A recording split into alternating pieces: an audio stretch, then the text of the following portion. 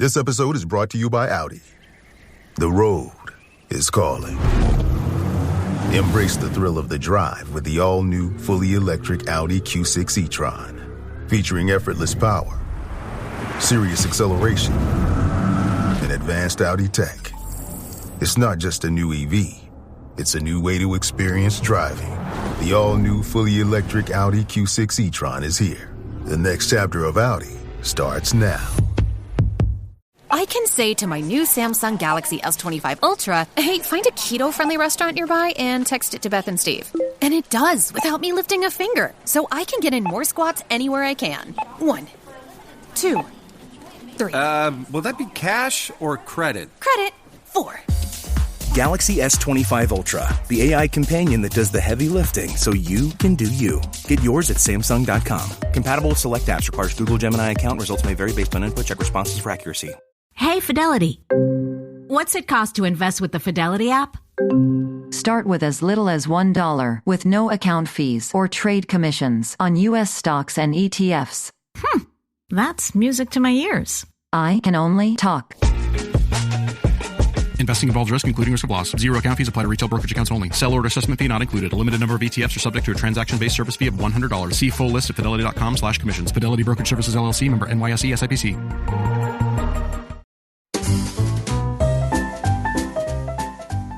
You're listening to the Animation Addicts Podcast, episode 281, Beauty and the Beast, The Enchanted Christmas.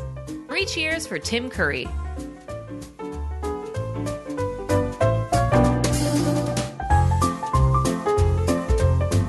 Welcome to the Animation Addicts Podcast with the Rotoscopers, the #1 place to get your animation fix with animation addicts just like you. Each episode, we dive into the wonderful world of animation featuring Disney, DreamWorks, Pixar, and everything in between. From hilarious discussions and movie reviews to interviews with industry insiders, this show's mission is to brighten your day through our love of animation. So hop on your nerdy couch, grab some snacks, and get ready to hang out with your animation besties because it's time to dive into today's episode. Hey there, Animation Addicts. I'm your host, Morgan Stradling. And I am Chelsea Robson. We're back with even more Christmas spirit for another Christmas animated film that we are going to be reviewing. This one, we are taking it back to the 90s for another 90s property that got a Christmas spin-off. This time, it is Beauty and the Beast, The Enchanted Christmas. This has been a long time in the making, ever since I feel like there's one episode where Mason brings up Forte. Yes, very early on, he brings him Forte and quotes his voice, and so clearly this was something that Mason grew up with. Right. Yes. So shout out to Mason. Merry Christmas, Mason. Merry Christmas. In your honor, we are talking about Forte. Finally, all these years later. So enjoy this nice little musical interlude, and we'll be right back. Lowe's knows what makes SpringFest savings even better are member-only doorbuster deals. Right now, rewards members can save $40 on an Allen & Roth Chesler Gold faucet. Was $99, now $59. Plus, save $110 on a Cobalt 40-volt battery trimmer and blower combo kit. Was $279, now $169. Lowe's, we help, you save. Valid through 3/24 while supplies last. Program subject to terms and conditions. Details at lowes.com/terms. Subject to change. This episode is brought to you by Indeed. When your computer breaks, you don't wait for it to magically start working again. You fix the problem. So why wait to hire the people your company desperately needs? Use Indeed sponsored jobs to hire top talent fast. And even better, you only pay for results. There's no need to wait. Speed up your hiring with a $75 sponsored job credit at Indeed.com/podcast. Terms and conditions apply.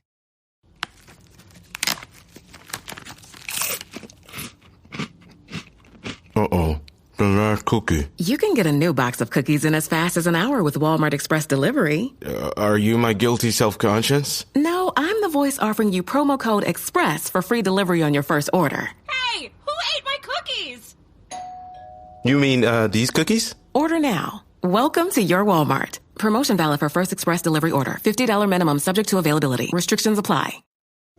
As long as there's Christmas, I truly believe that Hope is the greatest of the gifts we'll receive, as long as it's Christmas. All right, so some basic information about this. I thought this was interesting. The studio, you think this would be Disney Toon Studios. It's actually Walt Disney Television Animation. Director was Andy Knight. Release date November 11th, 1997. Budget, we don't know. And as far as how it did, we also don't know.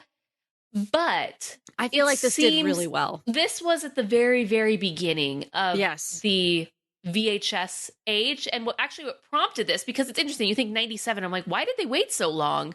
Why did they wait 6 years to get this one going? It's after the success of direct-to-video Return to Jafar that they decided, hey, let's go all out.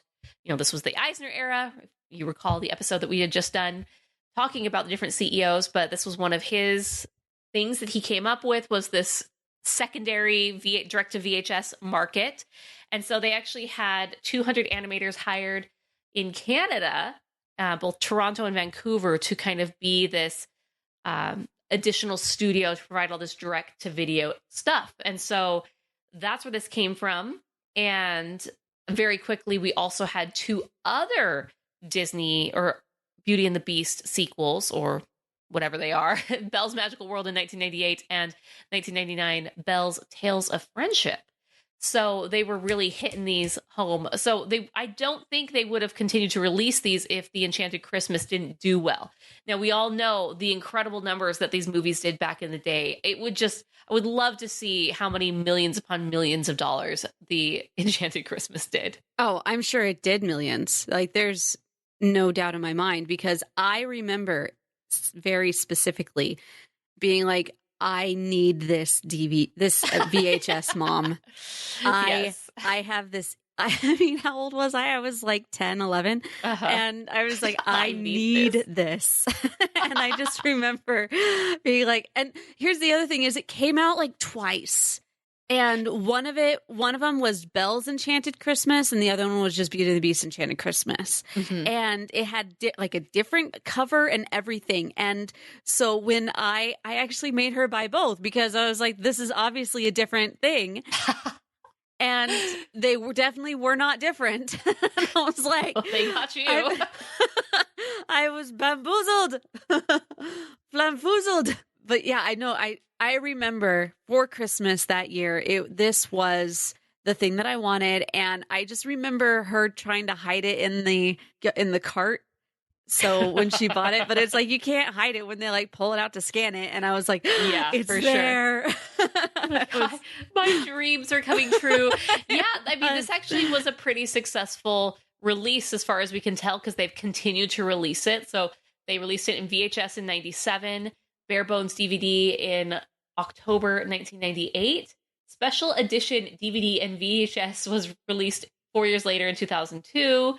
And the new DVD had the music video of the song As Long as There's Christmas on it, which was interesting. They had a game on there, a 10-minute behind-the-scenes featurette. So really went all out for this other, version, which is crazy. And then finally on Blu-ray. It hit Blu-ray in 2011, and then this was a combo pack in October 2016. So clearly popular enough that they keep going back to this well. It's not a one and done situation. So yeah, and the animation in this is actually quite good. Yes, I was thinking that same thing. Now there's particular characters especially that if you I think compare that are it better to than like others. Yes. Like Forte is I don't like Forte. Oh, I love Forte. Really? Okay. Yes, I think Forte, it's this early CGI that isn't too intricate. So it's not super distracting, but it's not so bad that it's just horrible. I don't know. I felt like it kind of worked. I liked him. I mean, he's just pipes, so it's not like it's going to need a lot of intricacy. I don't know. As a kid, I just thought it was weird because everything else looked very natural, normal, hand-drawn, even though it was caps, but still, everything still looked good and definitely way better than what Return of Jafar looked like. And so you could tell that this was a they were like, okay, Return of Jafar, they didn't like the animation, so we actually do need to make sure that this is, because this is Beauty and the Beast, you can't like skimp on this, I guess. Yeah. Which is true, but it's, I don't know if that was like part of the discussion going into this, like, yeah, no, we got to stay on model, which should be the goal always. Always. But we're here looking at you, Swan Princess Christmas. Exactly. But I felt like all of the characters, and they had all the original voice cast. Once again, looking at you, Swan Princess Christmas. But you have Paige O'Hara came in. You've got Beast, Cogsworth. Everybody was here. New characters. We have Angelique with Bernadette Peters. Like, oh, interesting. And of course, Tim Curry as Forte. Haley Joel Osment as Chip. Was he always Chip? I think he was. I don't know, but no, he wasn't. He was not. He wasn't even born, I don't think, by the first one. That was the worst one. His voice was just horrible. It just didn't match. It was different. It did not work for me. Let's see what year he was born. Haley Joel Osment was born in 92. So unless he did it from the womb, then I was like, was he there? That's a no. He's just one of those voices that I expect to be in everything in that era. So Frank Welker, oh, that's so funny. He came back. He reprised his role as Philippe the horse. Good for you.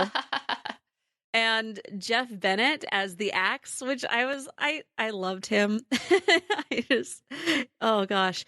And then you have a new character, Fife, Paul Rubens, who played Pee-wee from Pee-wee's Big Adventure, which I was like, interesting. All right. And of course, rest in peace, Angela Lansbury. It made me sad and happy at the same time to hear her in this. Yeah, I loved that they brought the original voice cast back. That helped, and that was the difference between Swan Princess, is that they got an entirely new cast, and it just felt kind of like a cheap imitation on top of the fact that you totally changed the animation style. So we're already really jarred as what we're watching. Mm-hmm. And this one is pretty good. And like you said, the animation was pretty good, especially the character animation. Now, I felt Belle was good, but you could tell it just wasn't that Glenn Keane. Well, Glenn Keane did the Beast, didn't he? But it wasn't that master's touch. Uh-huh. There were just such nuances and subtleness in the princess's face. And I feel like this is a lot of the princesses. For some reason, they just can't get their face right. Like, they're so close, but it's just the uncanny valley of you're just like slightly off, that it just feels weird to me. No one else would notice this except for me. I did think that Prince Adam, when he was that flashback scene where it was him, was really good. I felt like they had someone very, very talented do him. He just felt above and beyond, a little bit more detailed and just maybe pushing the expressions more than some of the other characters. I think a lot of the characters were just really pretty flat, especially Belle. But overall, it was good. And that was another thing, is that you could tell certain scenes they had a bit more of a budget to add the shading and the shadows, which really would make it match the original. And then some scenes, it's like, nope, we only have time for, one paint. So pick it and go. Also, they brought in the Enchantress again. I really liked how this was, even though it was a Lion King 1.5 type thing, going back as far as like, this is what was happening in between the scenes of the Beauty and the Beast. Like, I liked, even though they were doing that, they actually did keep it really consistent with canon. Yeah. And as opposed to others Swan Princess Christmas, come on now. I'm looking at you.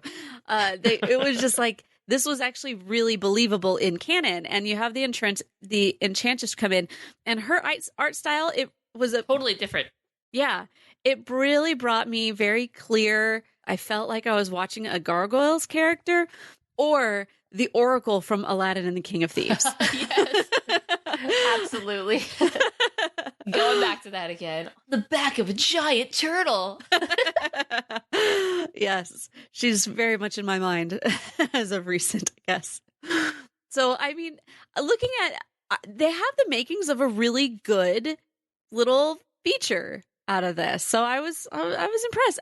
Having not seen this since, I don't know, maybe the early 2000s was the last time I watched this. I was very impressed also with the story. The story right away they give great reasons why Fife and Forte, like what their motives were. And they were completely believable because the underappreciated musicians are the first ones to look out for. I'm just saying. yeah, exactly. Like, but it made it completely believable. Like the fact that this is the only way that in his sadness is the only time that I'm able to be of use, because before everyone was too happy and nobody appreciated my sad, melancholy tones. And then Fife also just like, I just want a solo. Come on, let me have a solo. Oh, poor guy. So, I mean, right away you believe it. And that sets up a really great just flow for the rest of the story in order to go back as far as why this is happening. Yeah, Forte as a villain is an interesting villain because, again, you have to go back and think that all these people existed and they had some sort of job in the castle, and he was the musician and he always helped Beast, calm his nerves, if you will, or especially does that now. Yeah. So he's kind of a confidant and a vizier in a way, because he gets so not a formal advisor, but because he's able to kind of weasel his way in and have such a close relationship, he can manipulate him in a way that maybe others aren't realizing and be very subtle with it. So I thought he was good. And spoiler, he just dies at the end, just straight up. Like, wow, okay, the first you unplug him and he's dead object, yes, that just straight up died, and we don't see. It's very unfortunate that when you get turned into one of these animate objects, that he couldn't move. Like he was, most of the people can move just one way, shape or another, and he cannot. So even the dresser drawers can be moved around. Exactly. She can work it. She can, she has a little heft to her. It's a little bit more work, but she figured out how to do it, and she does. I mean, the stove guy, he can't move either. Yes. But then again, they never moved in there. If you think about it, they never moved in their work either. They were always chained, to whatever degree, to their thing, to the inanimate object that they then became.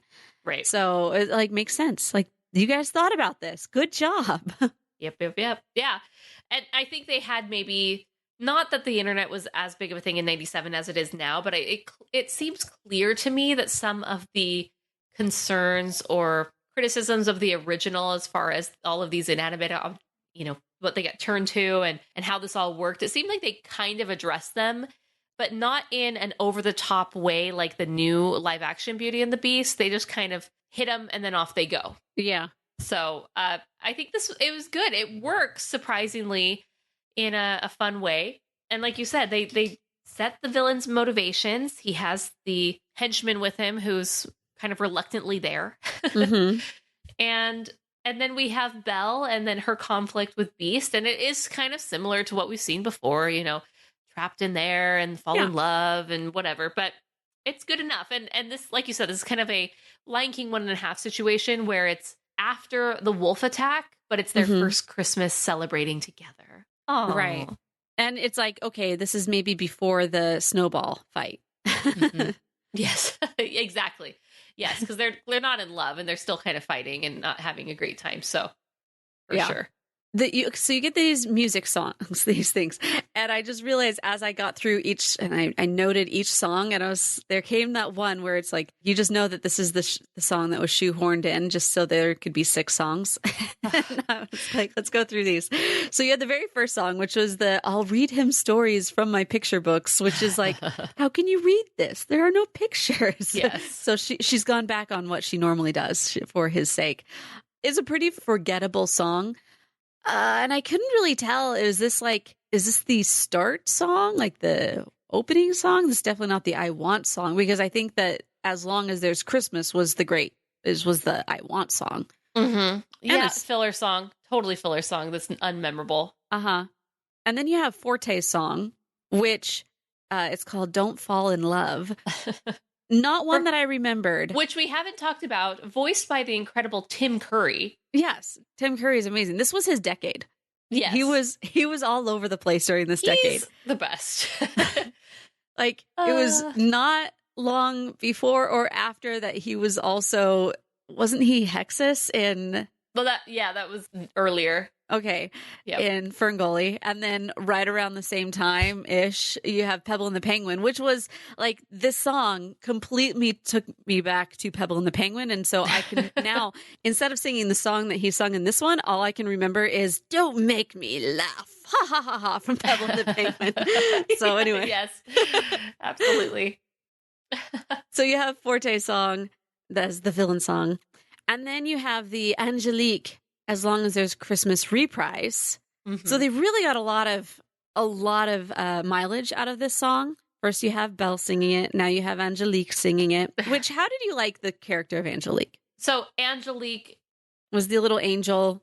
Yeah. So she's basically the equivalent of the broom. You know, since Beauty and the Beast is a French story set in France, you know, we have these French characters from time to time, and Bernadette Peters as Angelique is one of them. She was good. She just kind of she. What do you mean the broom? The feather duster.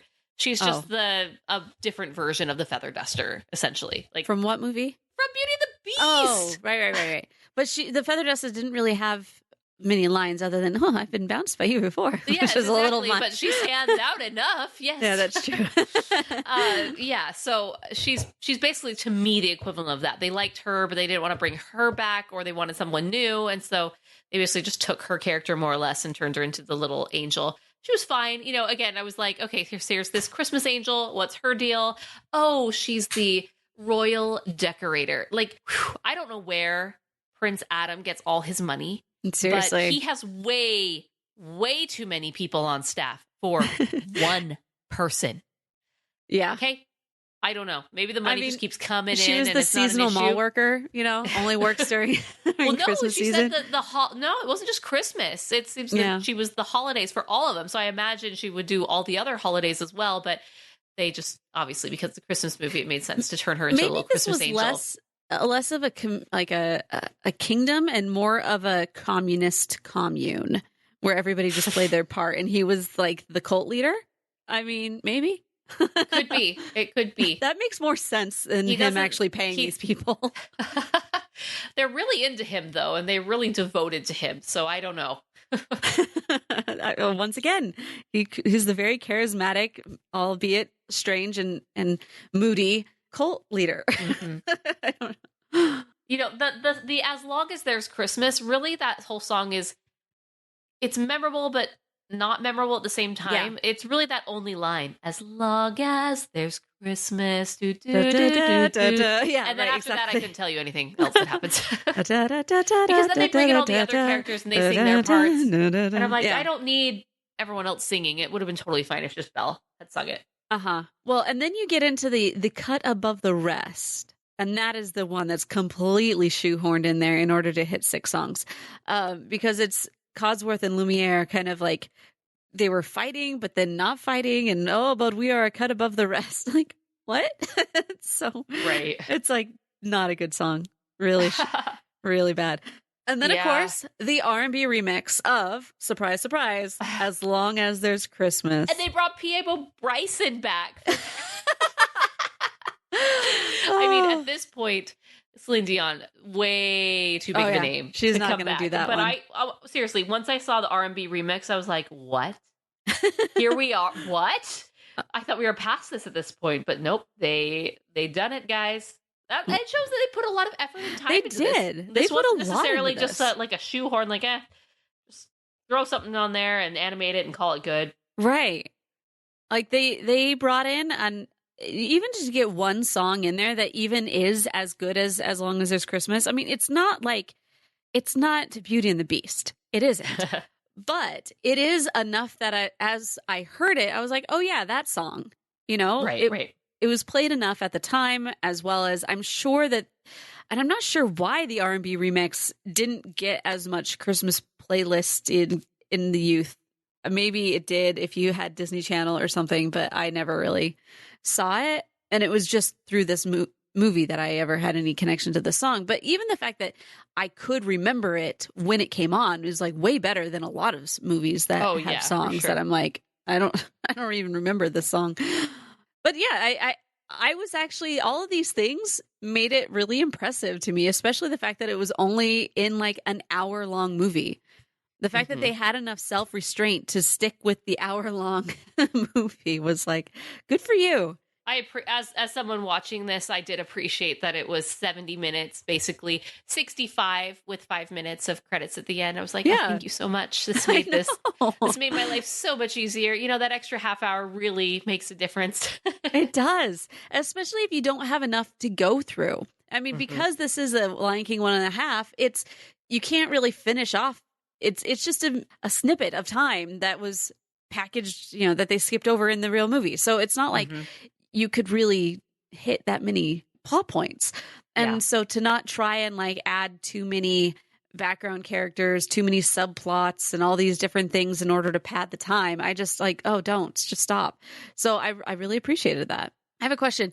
Do people really do the Yule log tradition? I never have. But we don't really grow up. We don't have a lot of fireplaces, or if you do, it's only used maybe once a year.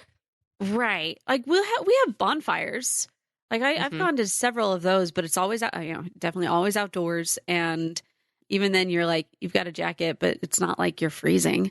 We just don't do that a lot here. It doesn't get cold enough for us to, and I don't know. It's just not a thing here. So I was just wondering if anybody out there, if this is actually a tradition that people still follow, please let us know. I would really like to know. And then there's a part where Belle has decided at the very beginning with the song of story time, where she's going to write a story for Beast. All the pictures are very ornate, but it's really weird because as it like goes in and actually shows different parts of this book, it's written like in a different language.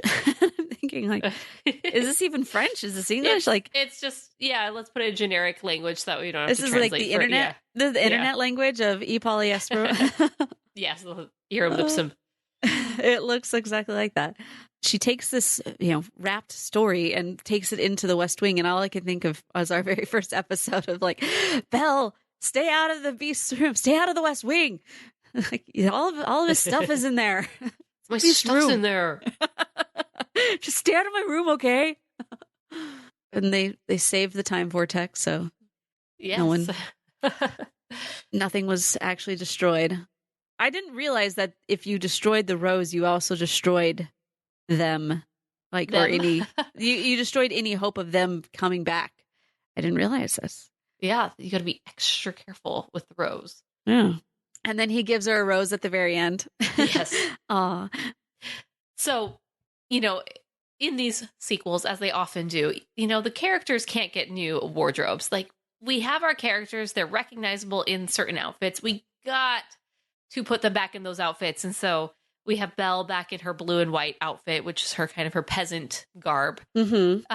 She also wears her maroon one. She does. She wears her, but for a period of time, she is wearing the blue one, which is like, girl, you have a total new wardrobe. You would not be wearing this unless it's just like your favorite outfit. And then she does wear her red one. And then, of course, they have to bring back the yellow ball gown. Yes. Which, the yellow ball gown was specifically for that moment. So I'm so confused. I know, yeah. Because there was does that make the big reveal of the Beauty and the Beast moment later? Like, oh yeah, I've seen this dress before. And it's like, you guys should have thought about this. I don't like it. I know you really like that yellow dress and it's iconic, but it didn't belong here. She needed literally just change it to green and call it a day. Yeah. I actually thought about this too, because when he's inviting her to dinner and he's getting in the original, then he's wearing the exact same outfit that he ends up wearing without all of the you look so stupid. Yeah, exactly. He looks exactly like he's going to look in that scene when he invites her to hear the song that Forte has supposedly written for her on behalf of him. He did end up having to go rescue her, so she never really saw him in his dressed up garb. So that would have made sense. But yeah, he needed to be dressed up differently. Both of them needed to be dressed up differently in order to not lessen the impact of their first date. Yes. Fife finally gets a solo at the end. Of course. That's all he wanted in life. A little solo. But it was so cute. Like at the very end, he's like, Maestro. And he looks at at 5, and he's just like, "Oh, hi." Okay, guys, I'm here. You're so cute. But I don't understand why doesn't anybody tell Belle about anything about his story or why he hates Christmas, or because once again, stay out of the West Wing. It's forbidden. Is there like an oath of silence that nobody's allowed to talk about this whole thing? Right. Because if he would have just, once again, if Cogsworth the Lumiere would have just said, well, he doesn't like it because that's the day that we all became what we are. And so obviously he's like looking at himself like, this is just a reminder of what a bad person I am. I feel like I would have gotten it better. I'm like, oh, I get it. We could have had a little conversation about how we can change what the meaning of this is. But no, it's forbidden. It's forbidden. All my stuff is in there. I really liked this movie. And even when I first saw it, I felt like I really liked it then. I watched it multiple times over the years. Between the ages of 10 and like 14, maybe. Yeah, I don't know. Because it was then part of my Christmas season catalog of movies I could watch. Yeah, for sure. Around the Christmas time. And even though I haven't seen it since about, probably early 2000s, as mentioned before, I was like, I felt really satisfied with this story and the whole flow of how they put it all together. So good job on you guys. Yeah. They put a nice little story together. There were some elements that we'd kind of seen before, Belle leaving the castle and, being put in the dungeon and this and that, and the arguments that they have with each other, which was fine, but they did it in enough of a different way that I didn't feel like I was rewatching the original that just had a Christmas overlay on it. Right. And the Christmas was important, obviously, and she had Christmas spirit, but it wasn't like this really cheesy, over the top, like the Swan Princess Christmas. Swan Princess one. It was just a bit much when it came down to it, but you gotta love it. Yeah, and that really just comes down to having a solid villain. This is a great villain, mate, and having like solid motivations behind it. And like you already know Beast's story, you already know Belle's story, and now having this other person that's like standing in the way of everybody's desire of turning back into human. No, why would he want everybody to stay because now he's like better than he was before. So why wouldn't he? Yep. Like, just so great. Good job. So if I'm going to rate this, which obviously I'm going to, because that's what we do. We rate things here. We rate things. Let's rate it. I'm going to give this 4 stars.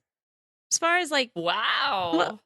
What I'm classifying this though as like Christmas themed story. Do I get 3.5 stars? We'll go 3.5. You shamed me for liking it so much. There was no shame in that. It was just okay. Wow, that's great because it was a movie that you would watch. So I don't expect anything different. One of these, especially based on the story you told us, how much you desired this movie so much on your Christmas list. You probably sat on Santa's lap and said, Beauty and the Beast, the Enchanted Christmas. Oh, I'm sure I did. I'm like positive I did. I was so, I don't think you realize how into this movie I was, Morgan. No, because you and I weren't really friends at that time. Totally fine to me. 4 stars is totally fine. I don't change it for me. I'm sticking with 4. 4 stars. Great. Well, I'm going to give it 2.5 stars. Okay. It's okay. But having not grown up with it, it was interesting. I was like, had I ever seen this movie before? I was familiar with Forte. And then when Angelique came, I was like, I've definitely seen her before. And it's like, okay, I feel like I've had to have seen this movie at one point in time because it's not totally foreign to me. It may have forgotten it over time, but there were elements that I was like, oh yeah, this. So I definitely have seen it before, but not enough to continually watch it and watch it again. I don't think I may have watched it at my friend's house. Maybe they had it, but I didn't, sort of thing. So I don't know, but ultimately, so this is definitely I have my rose-colored nostalgia glasses on. Yeah, for sure. And mine's like, it was fine. It wasn't offensive. It wasn't a 1.5 Swan Princess Christmas. Yeah. Like the other one, where it's just so over the top. It's like, why are you not even trying to make a movie that's appealing or good or normal? This one they did. They brought back the original voice cast. They attempted some songs, one of which worked. And I guess that's all that matters in the end, because they redo it 3 different times throughout the movie. And Forte's cool. I think he's kind of a cool villain. He's enough to make things different. And I think his animations, I actually really like it. I think it's cool. It's era appropriate. And it just works for me. But nonetheless, like, yeah, 2.5. So, all right. So like average, smack dab in the middle. Yeah. Averaged out at around the 3s. Cool. All right. Let us know your thoughts on the Beauty and the Beast, The Enchanted Christmas. Is this one that you grew up and you loved? You had that VHS copy and then you bought the DVD and then you bought the special edition and you have it on Blu-ray? Or is it one that you saw and you thought it was okay? And let us know. Rotoscopers.com/281. Pretty crazy. We're already at nearly 300 episodes at this point, it'll be here before you know it. We're finishing up our Christmas episodes. We got to hit 2 Christmas episodes that have been on our list for a really, really long time. Yeah. And, the day this podcast comes out is a really big day for me. It's my birthday. Yay! So, just kidding.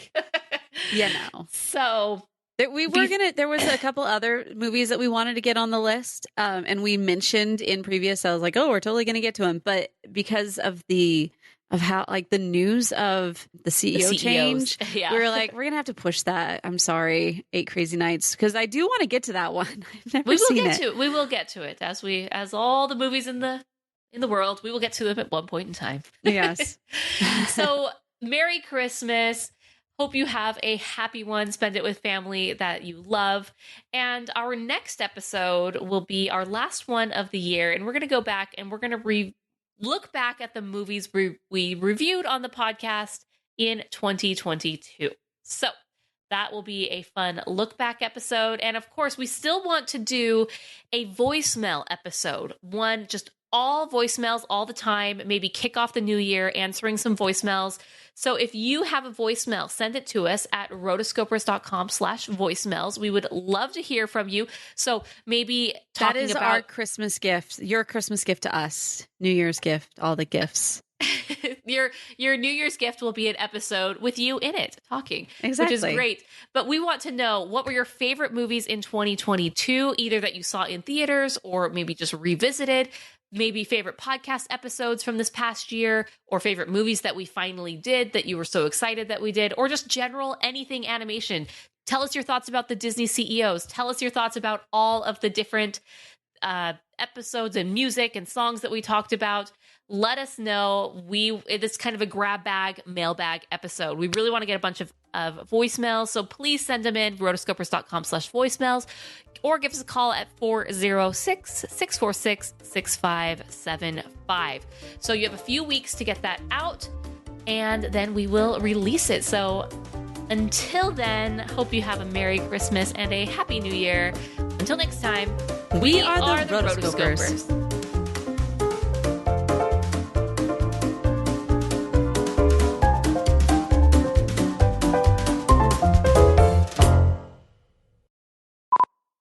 Intricity, right? Intricaticity. How do you say that? Intricacy. Yeah. Intricacy. Intricacy. There you go. So you don't need a lot of dang it. Intricacy.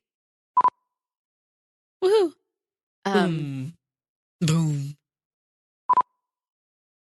You've been listening to the Animation Addicts Podcast. If you enjoyed this episode, don't forget to subscribe and be sure to leave us a 5-star review. We're available on Apple Podcasts, Spotify, and wherever you listen to podcasts. And if you want to help spread the word, be sure to share the podcast with your friends on social media. Just don't forget to tag us at Rotoscopers on Instagram and use the hashtag Animation Addicts. For all the links and full show notes for this episode, go to rotoscopers.com/podcast. Now, if you still can't get enough for your animation fix, be sure to subscribe to us on YouTube and visit rotoscopers.com for more animation news, reviews, and interviews. Thanks for listening.